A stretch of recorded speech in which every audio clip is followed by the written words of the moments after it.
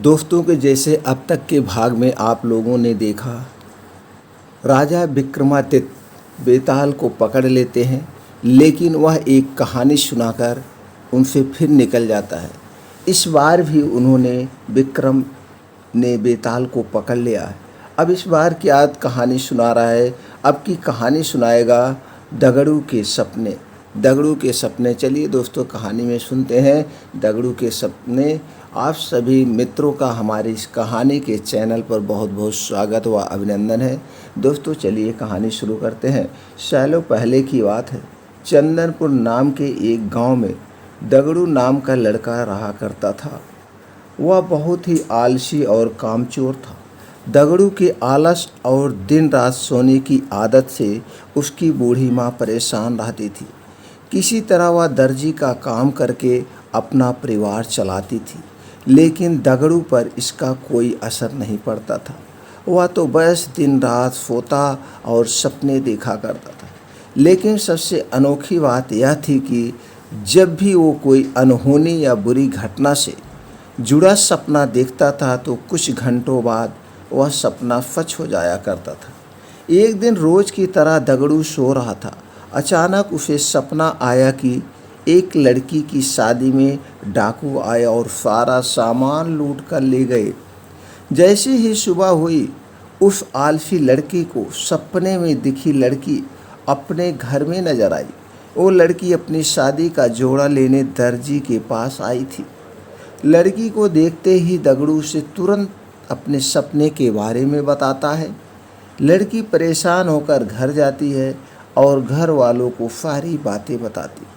सब लोग सपने की बात सुन तो लेते हैं, लेकिन उस बात पर कोई विश्वास नहीं करता है। और कुछ घंटों बाद लुटेरे शादी का घर और बारातियों को लूट कर चले जाते हैं। इस घटना से गुस्सा होकर लोग दगड़ू की पिटाई कर देते हैं और उस पर लुटेरों के साथ मिला होने का आरोप लगाते हैं। इसके बाद दगड़ू को कुछ दिनों बाद एक और सपना आता है। इस बार दगड़ू अपने ही पड़ोस के चौधराइन के नए मकान में आग लगने का सपना देखता है। दोपहर के समय वह जब आलसी लड़का घर से बाहर निकलता है तो उसे चौधराइन मोहल्ले में नए घर की खुशी में मिठाई बांटती और लोगों को गृह प्रवेश समारोह में निमंत्रण देने नजर आती है। महिला को देखते ही उसके पास दगड़ू भागा चला जाता है और उसे अपने सपने के बारे में सब कुछ बता देता। महिला दगड़ू को नाराज होकर वहाँ से चली जाती है, लेकिन समारोह के पहले घर को आग से बचाने का पूरा बंदोबस्त कर लेती है। लेकिन फिर भी दगड़ू का सपना सच हो जाता है और चौधराइन का घर जलकर राख हो जाता है। ऐसा सालों तक चलता रहता है। हर बार दगड़ू बुरा सपना देखते ही लोगों को सतर्क करने के लिए पहुंच जाता, लेकिन आखिर में उसे ही लोगों के गुस्से का शिकार होना पड़ता। इससे तंग आकर दगड़ू गांव छोड़ने का फैसला लेता है तो वह गांव से दूर एक दूसरे राज्य में चला जाता है। यहाँ अपना पेट चलाने के लिए दगड़ू नौकरी ढूंढने लगता है। किस्मत से उसे एक राजा के यहाँ चौकीदार का काम मिल जाता है। दगड़ू को नौकरी मिलने के कुछ दिनों बाद ही राजा को सोनपुर गांव निकलना होता है। सोनपुर जाने से एक दिन पहले ही रात दगड़ू को सपना आता है कि सोनपुर गांव में भयानक भूकंप आया है और वहां कोई भी जिंदा नहीं बचा। जैसे ही सुबह राजा की सवारी सोनपुर की तरफ रवाना होने लगती है तो दगड़ू फटाफट राजा के रथ के पास पहुंचकर उन्हें अपने सपने के बारे में बताता है और उन्हें सोनपुर जाने से रोक देता है। अगले ही दिन राजा के पास समाचार पहुंचता है कि उस गांव में भूकंप आने के बाद कोई भी जिंदा नहीं बचा। पूरा गांव सुनसान में तब्दील हो गया। समाचार मिलते ही चौकीदार को अपने दरबार में बुलवाते हैं। सोनपुर में आए भूकंप से बचाने के लिए वो दगड़ू को कीमती जेवर देकर नौकरी से निकाल देते हैं। इतनी कहानी सुनाकर बेताल चुप हो जाता है। कुछ देर बाद वो राजा विक्रम से पूछता है, बताओ दगड़ू को उपहार देने के बाद नौकरी से क्यों निकाल दिया गया? सवाल सुनते ही राजा विक्रमादित्य जवाब देते हैं कि उसे जेवर राजा की जान बचाने के लिए दिए गए और चौकीदारी करते समय सोने के लिए उसे नौकरी से निकाल दिया गया।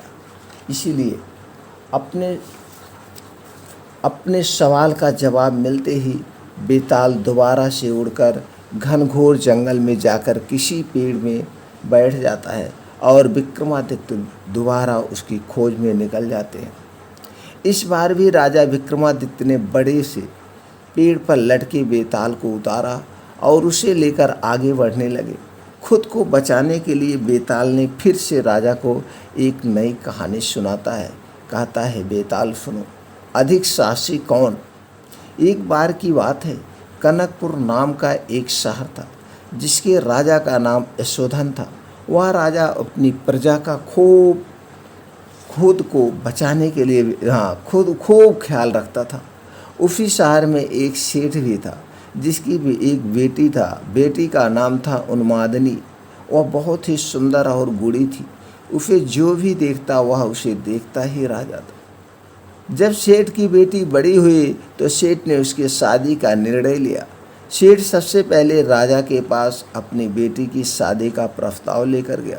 सेठ ने राजा के पास जाकर कहा कि महाराज, मैं अपनी बेटी की शादी के बारे में सोच रहा हूँ। वह बहुत ही सुंदर, गुणी और विद्वान है। आप यहाँ के महाराज हैं। सबसे ज़्यादा साहसी, गुणी और विद्वान आपसे अच्छा मेरी बेटी के लिए कोई नहीं हो सकता है। ऐसे में सबसे पहले मैं आपको से निवेदन करता हूँ कि आप मेरी बेटी को अपनी पत्नी के रूप में अपनाएं और अगर आपको मंजूर नहीं हो तो आप स्वीकार कर दें। सेठ की बात सुनकर राजा उनकी बेटी को देखने और उनके लक्षणों को परखने के लिए ब्राह्मणों को भेजा। राजा की बात मानकर ब्राह्मण वहाँ उन्मादी को देखने गए। ब्राह्मण उन्मादी को देखकर काफ़ी खुश हुए, लेकिन दूसरे ही पल में उन्हें इस बात की चिंता भी हुई कि अगर राजा ने इतनी खूबसूरत लड़की से शादी की तो वह पूरे दिन उन्हें देखते ही रहेंगे और प्रजा पर ध्यान नहीं दे पाएंगे। इसलिए ब्राह्मणों ने फैसला किया कि वो राजा को उन्मादिनी के रूप और गुणों के बारे में कुछ नहीं बताएंगे। सारे ब्राह्मण राजा के पास पहुँचे और बोले कि राजा, वो लड़की अच्छी नहीं है, इसलिए आप उनसे शादी न करें। ब्राह्मणों की बात सुनकर राजा को लगा कि वो लोग सच बोल रहे हैं। राजा ने उन्मादिनी से शादी करने के लिए मना कर दिया। फिर सेठ ने राजा की अनुमति से राजा के सेनापति बलधर के साथ अपनी बेटी की शादी करा दी। उन्मादिनी शादी के बाद खुशी से रहने लगी, लेकिन कभी कभी उनके मन में यह बात जरूर आती थी कि राजा ने उसे बुरी औरत समझकर उसके साथ शादी करने से मना कर दिया था। एक बार बसंत के मौसम में राजा बसंत का मेला देखने निकले। राजा की सैर की खबर उन्मादिनी को भी मिली। वो देखना चाहती थी कि वो कौन राजा था जिसने उसके साथ शादी नहीं की। यह सोचकर उन्मादिनी अपने घर की छत पर राजा को देखने के लिए खड़ी हो गई। राजा अपनी पूरी सेना के साथ उधर से जा रहे थे कि उनकी नज़र छत पर खड़ी उन्मादिनी पर पड़ी। उसे देखकर राजा पूरी तरह से आकर्षित हो गए। उन्होंने अपने सेवक से पूछा, यह खूबसूरत लड़की कौन है? तब सेवक ने राजा को सारी कहानी बताई। यह वही लड़की है जिसके साथ ब्राह्मणों के कहने पर आपने शादी करने से मना कर दिया था। बाद में इसकी शादी सेनापति बलधर के साथ हो गई थी। पूरी बात सुनकर राजा को बहुत गुस्सा आया और उसने ब्राह्मणों को नगर छोड़ने की आज्ञा दे दी। उसके बाद राजा बार बार यह बात सोच कर दुखी रहने लगा। उसे बार बार शर्म भी आ रही थी कि वो एक ऐसी लड़की के बारे में सोच रहा था जो पहले से ही शादीशुदा है। राजा के हाव भाव से आस पास के लोग उनकी मन की बात समझने लगे। राजा के मंत्री और चाहने वालों ने राजा से कहा, राजा, इसमें दुखी होने की क्या बात है? सेनापति तो आपके लिए ही काम करता है, तो आप उनसे बात कर उसकी पत्नी को अपना लें। राजा ने लेकिन मंत्रियों की बात नहीं मानी। राजा का सेनापति बलधर, जिससे उन्मादिनी की शादी हुई थी, वो राजा का भक्त था। उसे जब राजा की बात पता चली तो वह राजा के पास पहुंच गया और बोला, महाराज, मैं आपका दास हूँ और वो आपकी दासी की ही पत्नी है। मैं खुद उसे आपको भेंट देता हूँ। आप उसे अपना लें या फिर मैं उसे मंदिर में छोड़ देता हूँ। वो देवकुल की स्त्री हो जाएगी तो आप उसे अपना सकते हैं। राजा को सेनापति की बात सुनकर बहुत गुस्सा आया। राजा ने कहा, राजा होकर मैं ही ऐसा बुरा करूँगा तो कभी नहीं। तुम मेरे भक्त होकर मुझे ऐसा काम करने को कह रहे हो। अगर तुम अपनी पत्नी को नहीं अपनाओगे तो मैं तुम्हें कभी माफ़ नहीं करूँगा। महाराज मन ही मन उन्मादिनी के बारे में सोचते सोचते मर गए। सेनापति राजा की मौत से बहुत दुखी हुआ और वह इस बात को सह नहीं पाया। उसने अपने गुरु को सब बात बताई। उसके गुरु ने कहा, सेनापति का धर्म होता है कि वो राजा के लिए अपनी जान दे दे। यह बात सुनकर सेनापति ने राजा के लिए बनाई गई चिता में कूदकर अपनी जान दे दी। जब यह बात सेनापति की पत्नी उन्मादिनी को पता चली तो उसने भी अपने पति के लिए अपने प्राण त्याग दिए। इतना बताने के बाद बेताल ने राजा विक्रमादित्य से सवाल पूछा, बताओ राजन, राजा और सेनापति में सबसे ज़्यादा हिम्मत वाला कौन था? विक्रमादित्य बोला, राजा सबसे अधिक साहसी था, क्योंकि उसने राज धर्म निभाया। उसने सेनापति के कहने पर भी उन्मादिनी को नहीं अपनाया और खुद मर जाना ही सही समझा। सेनापति एक अच्छा सेवक था। अपने राजा के लिए उसने अपनी जान दे दी। इसमें कोई चौंकाने वाली बात नहीं थी। असली हिम्मत वाला तो राजा था, जिसने अपने धर्म और काम को अनदेखा नहीं किया। विक्रमादित्य का जवाब सुनकर बेताल खुश हुआ और हर बार की तरह पेड़ पर जाकर लटक गया। बेताल का पीछा करते हुए राजा विक्रमादित्य सिस्पा वृक्ष के पास पहुँचे और किसी तरह बेताल को अपने कंधे पर उठाकर आगे बढ़ने लगे। पहले की तरह ही बेताल रास्ता बड़ा होने की वजह से राजन को कहानी सुनाने लगता है। इस बार कहानी सुनाता है ब्राह्मण कुमार की कथा। बेताल कहता है, सालों पहले की बात है, जब उज्जैन नगर में राजा महासेन राज किया करता था। उसी राज में एक ब्राह्मण रहता था जिसका नाम वासुदेव था। उसका एक ही बेटा था, गुणकार नाम का। तो वह गुणकार था, लेकिन उसमें कोई गुण नहीं था। वह दिन रात बस जुआ खेलता था। जुए में वह पिता के कमाए सारे पैसे हार जाता था। उसकी 2 बहन भी थी, उसे उनका भी ख्याल नहीं था। वो बस दिन रात जुआ खेलने में ही व्यस्त रहता था। अपनी बेटी का ऐसा हाल देखकर ब्राह्मण बड़ा परेशान हो गया। एक दिन वासुदेव ने सोचा, मैं जो कुछ भी कमाता हूँ उसे भी यह जुए में उड़ा देता है। यही सोचकर उसने अपने बेटे गुणकार को घर में से निकाल दिया। घर से निकलते ही वह दूसरे राज्य पहुँच गया। वहाँ वह भूखा प्यासा घूमता रहा। न तो उसे कोई काम मिला और न ही कुछ खाने के लिए। ऐसा होते होते वह एक दिन बेहोश हो गए। पास से ही गुजर रहे एक सिद्ध पुरुष ने उसे देखा तो उसे अपने साथ गुफा में ले आए। होश में आने के बाद योगी ने लड़की से पूछा, क्या खाओगे? ब्राह्मण पुत्र कहता है, आप योगी हैं, आपके पास जो होगा आप वही पाएंगे। मैं जो खाना चाहता हूँ शायद वह आपके पास ना हो।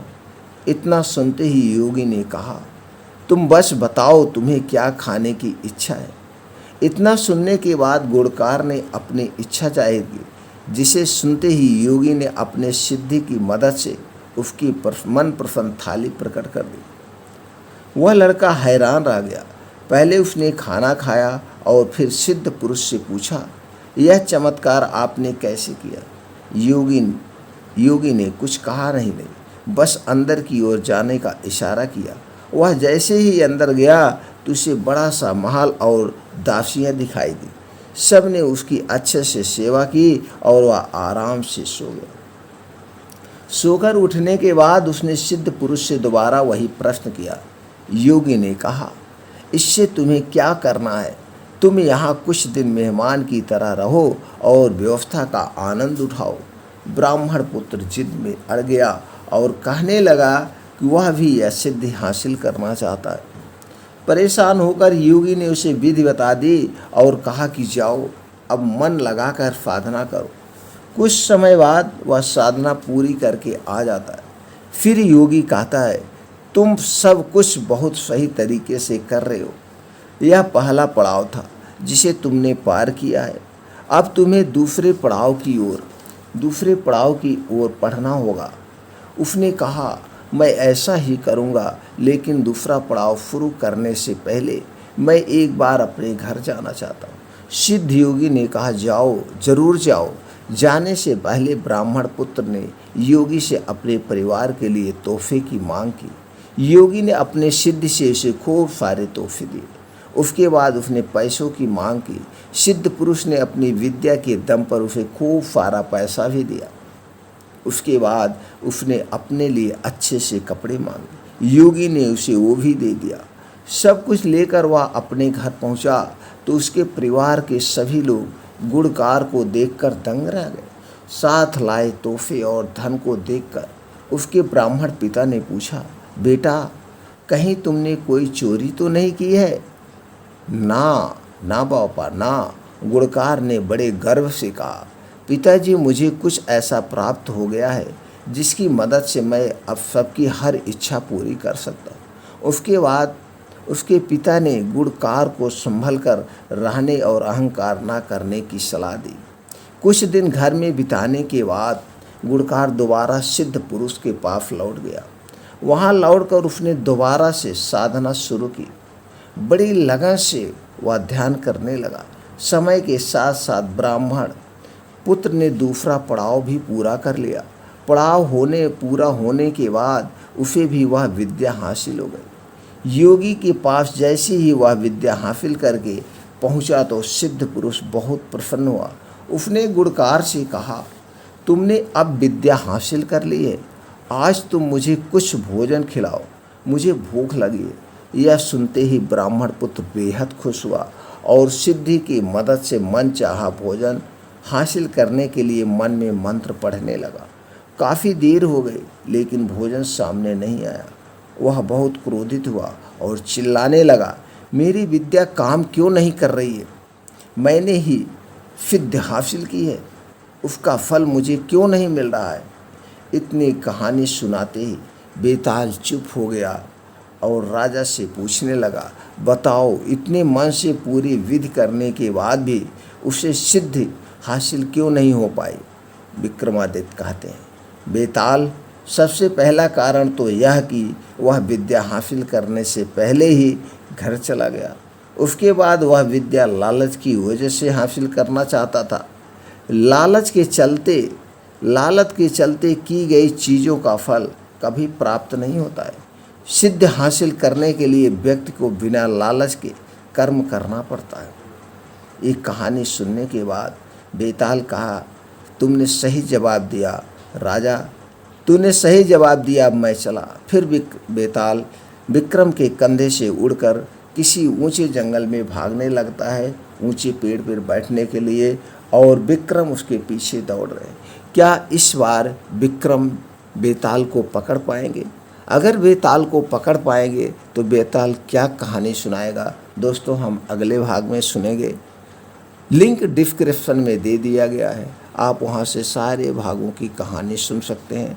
मित्रों, मेरा एक ही उद्देश्य है, आप लोगों को तक अच्छे से अच्छा ज्ञान पहुंचाएं एक कहानी के माध्यम से, जिसे आप सुन के आनंद भी लें और अपने ज्ञान को बढ़ाएं। फिर मिलते हैं अगले भाग में, अगले वीडियो में।